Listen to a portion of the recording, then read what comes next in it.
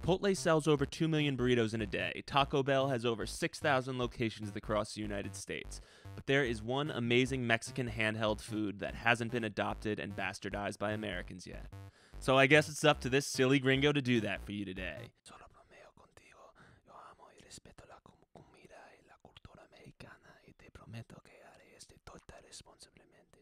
The food I'm talking about is the torta, the Mexican hoagie that somehow hasn't worked its way into America's cultural consciousness. Like pizzas and burgers and tacos, there are many different types of torta depending on the region and the chef. And also, like pizzas and burgers and tacos, most of them are pretty awesome. The torta I'm going to be attempting to recreate today is one I had in Rosarito, Mexico, at a beautiful outdoor eatery called Tortas Carbonas that has been making these sandwiches for 60 years.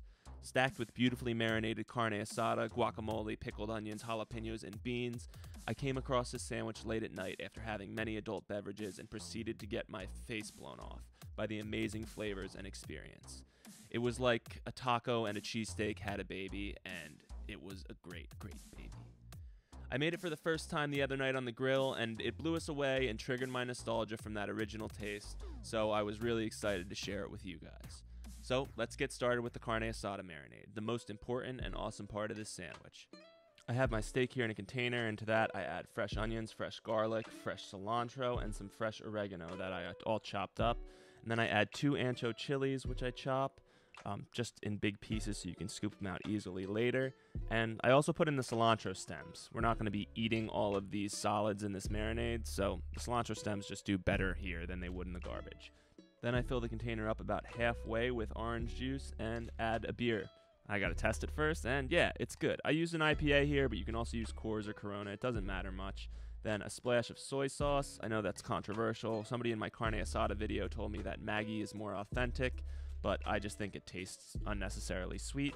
I then add 11 drops of liquid smoke because we won't be cooking this over a fire, and then some salt and some fresh cracked black pepper. Fresh cracked is very important, so if you got a pepper mill, just use it.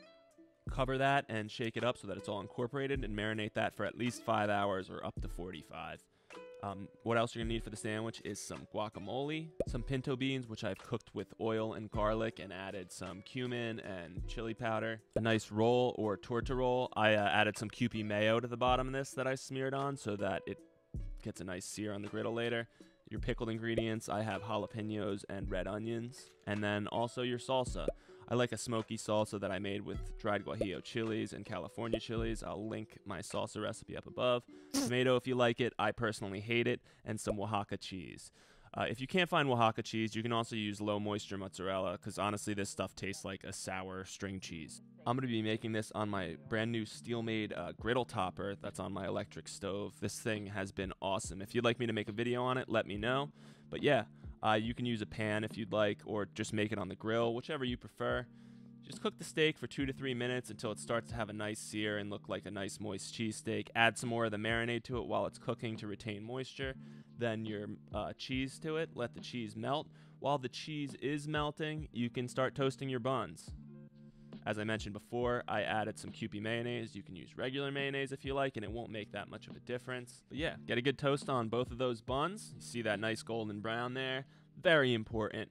And at this point, you can start assembling your sandwich. Your architecture might be a little bit different than mine, but this is what I did. A little guacamole at the bottom. This adds some moisture to the bottom bun and also presents a good cemented layer for that steak to get on top of. Add the cheese in the steak, of course, making sure that it's on every layer of the sandwich, and then add your beans on top of that with a little bit of the juice from the beans just to moisten the steak, and then your smoky salsa. I finish it off with some of these pickled ingredients, pickled jalapenos, pickled onions. You can add your tomato here also if you are a tomato person. You just hit it with a squeeze of lime, put on the bun topper and give it a good tap because it's been a good sandwich, and bring it over to this lucky lady for her honest review. Yay! Good. Are you lying? No, I'm not lying. God, it feels good. If you're lying, people will be able to tell, just so you know. I'm not lying. Should people make it? Definitely make it. Alright. Don't make it, you're an asshole. Well, you heard it here first, folks. If you don't make this sandwich, you are an asshole. So you better get on it right away. But seriously, I really hope you guys like this recipe. I thought I wouldn't be able to have this sandwich again until I went to Rosarito. So I was so excited to have something really similar in my kitchen, and I hope you are as well. Take care of yourselves and keep living an awesome life. I hope to see you in the next one.